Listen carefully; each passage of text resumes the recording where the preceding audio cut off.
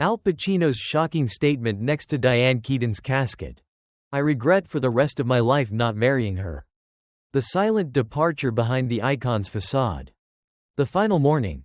The quiet mystery of Dianne Keaton's departure. The morning of October 11, 2025, arrived quietly in Los Angeles.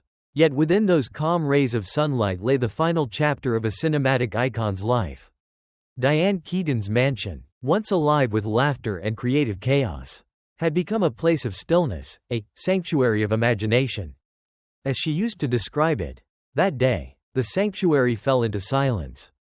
At 8:08 a.m., an emergency call was placed, "Person down." The brevity of those words echoed the fragility of life itself. When paramedics arrived, a woman, later identified as a household assistant, opened the door and led them to Keaton's study. Inside, the scene was eerily calm, the curtains half drawn, her reading glasses resting beside a half-finished script, her notebook open to a page scrawled with a single line, "There's still time to laugh." It was as if her final moments had been spent in contemplation, not fear. Investigators described the room as immaculately arranged. No signs of struggle or chaos. A detail that spoke volumes about her character. Even in death, Dianne Keaton left behind a sense of composure, as though she had tidied up her soul before leaving. Hours later, the news broke across every entertainment network. Dianne Keaton had passed away at 79. Tributes poured in instantly. Words like legend, icon, trailblazer filled headlines. Yet behind those titles was the haunting uncertainty. What truly happened in her final hours? Family members released only a brief statement citing a sudden health decline. No official cause of death was given. Friends whispered about long-term illnesses, exhaustion, or even depression, but nothing was confirmed. Some noted that she had been more withdrawn in recent months, spending more time indoors, declining public appearances. It was this ambiguity that captivated and tormented the public imagination. How could someone so full of life, humor, and grace simply fade away quietly? In a way, the mystery mirrored the very essence of Keaton's artistry.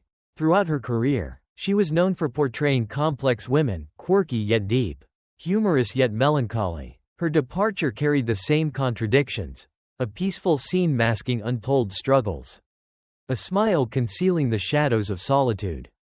In that silence, the world felt her absence as a strange kind of noise, the echo of everything she had ever brought to cinema. From Annie Hall's nervous laughter to Something's Gotta Give's emotional rawness, Keaton had spent decades teaching audiences that imperfection was beautiful, and vulnerability was strength. That morning, her home became the closing stage. No cameras rolled, no director called, cut. Yet it was, in every sense, the final scene of a story written with honesty and quiet courage. Those who knew her best said Dianne had always feared one thing, being forgotten. But as the world mourned, it became clear that her legacy had achieved the very opposite. She had become immortal not through noise, but through grace. The irony is profound. A woman who lived her life in front of cameras left this world unseen, unrecorded, and yet, somehow, her final act, the dignity of silence, said more than 1,000 lines of dialogue ever could.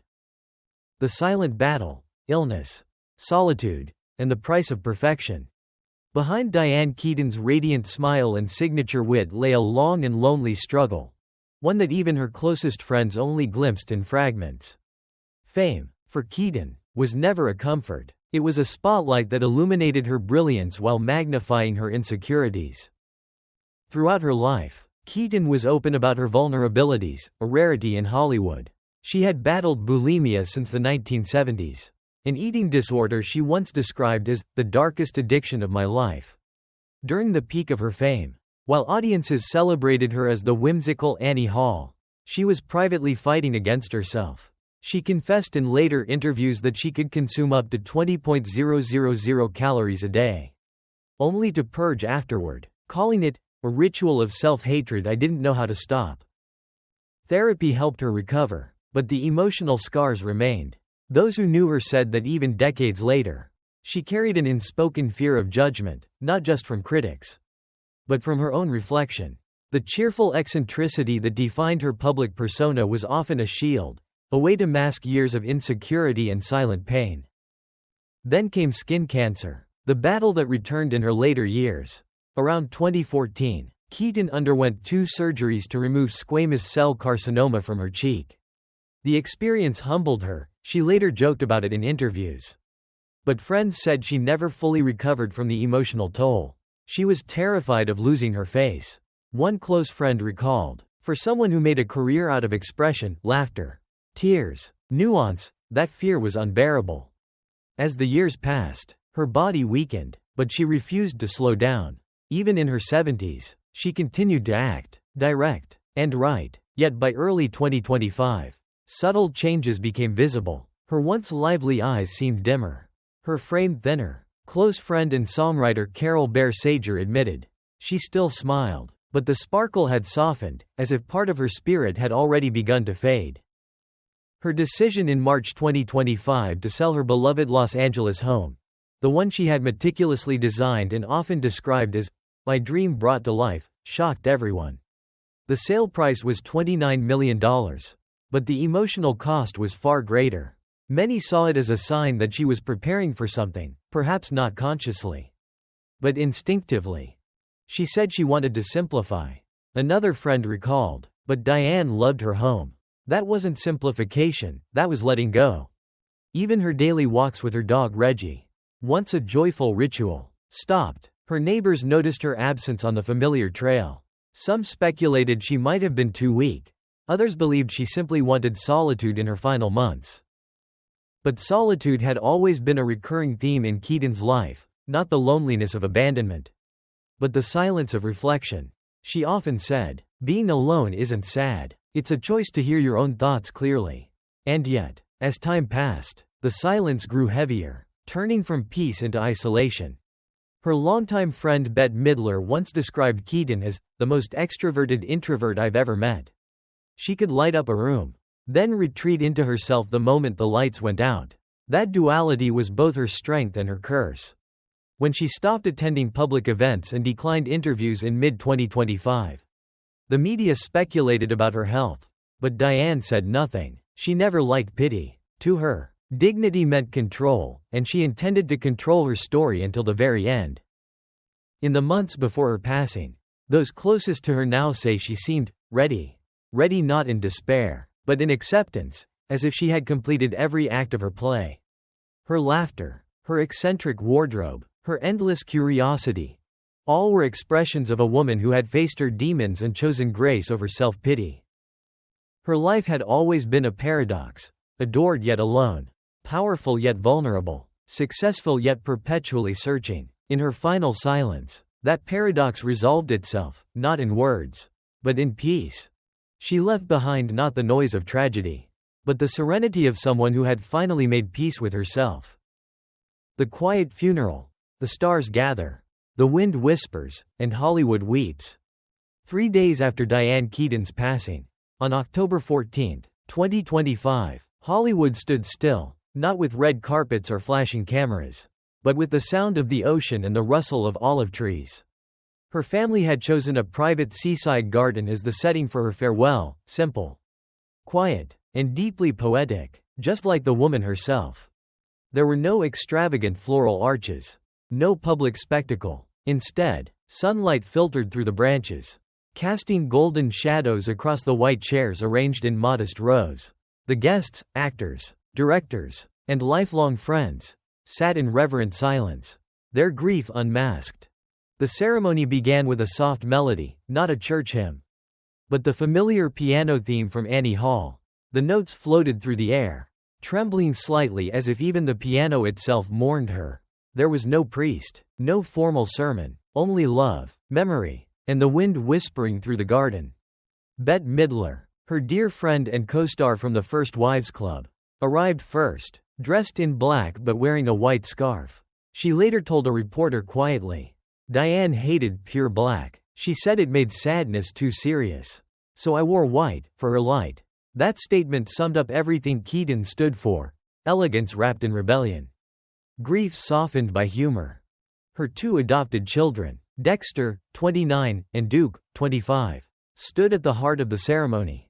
Dexter, her daughter, spoke with a trembling voice.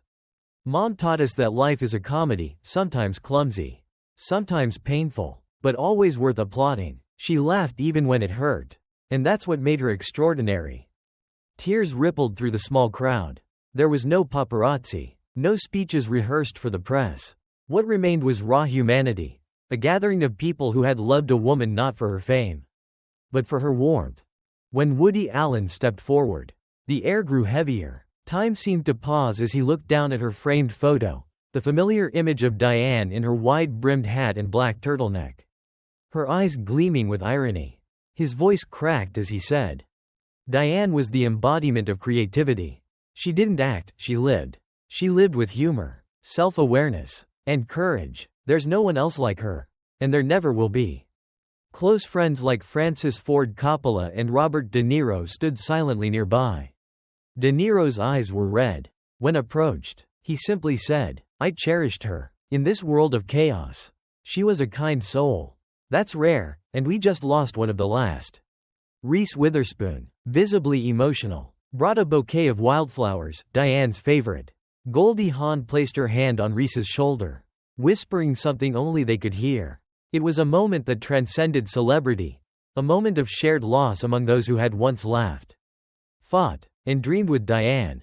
As the ceremony drew to a close, Michael Douglas stepped forward to deliver a short reflection. Dianne made imperfection beautiful. She made honesty fashionable. She made Hollywood human again. No applause followed. Only the ocean's waves broke the silence, as if nature itself offered the final tribute. When the casket was lowered beneath the olive trees, a soft breeze swept through, scattering petals across the grass. The setting sun painted the horizon gold, reflecting off the water like a final spotlight. It was said that in that moment, a single bird flew across the sky, circling once before vanishing into the distance, a poetic symbol no camera could capture. It was, in every sense, the perfect farewell for Dianne Keaton, unpretentious, beautiful, and deeply human. Those who attended left with heavy hearts, but also a strange sense of peace, as though her spirit had whispered, "Don't mourn too loudly. Laugh a little. That's how I'd like to be remembered." Her legacy, they realized, wasn't just in her films or awards. It was in her way of living, with humor, self-respect, and relentless authenticity. She had turned life itself into art, and her farewell was the final brushstroke on that masterpiece. Al Pacino's eternal regret, the love that never found its ending. When the world learned that Al Pacino had chosen not to attend Dianne Keaton's funeral, speculation swirled, but those who knew him understood, it wasn't indifference, it was pain.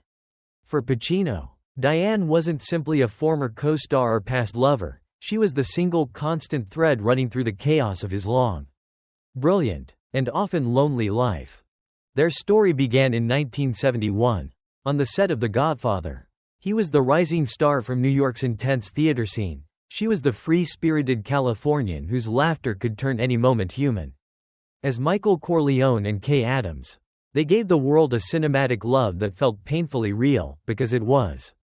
Off-camera, their chemistry deepened into something rare, a bond of intellect, humor, and unspoken need. For more than a decade, they lived between passion and distance. Dianne once confessed in an interview, "I wanted him to be mine. But Al belonged to his art." Pacino, equally conflicted, admitted later, "I wasn't ready for what she deserved." His obsession with work and his fear of permanence drove him away again and again. The final break came when she said, "Marry me, or we're done." He walked out, believing there would always be time. Now, standing before the memory of her casket, that illusion of time shattered.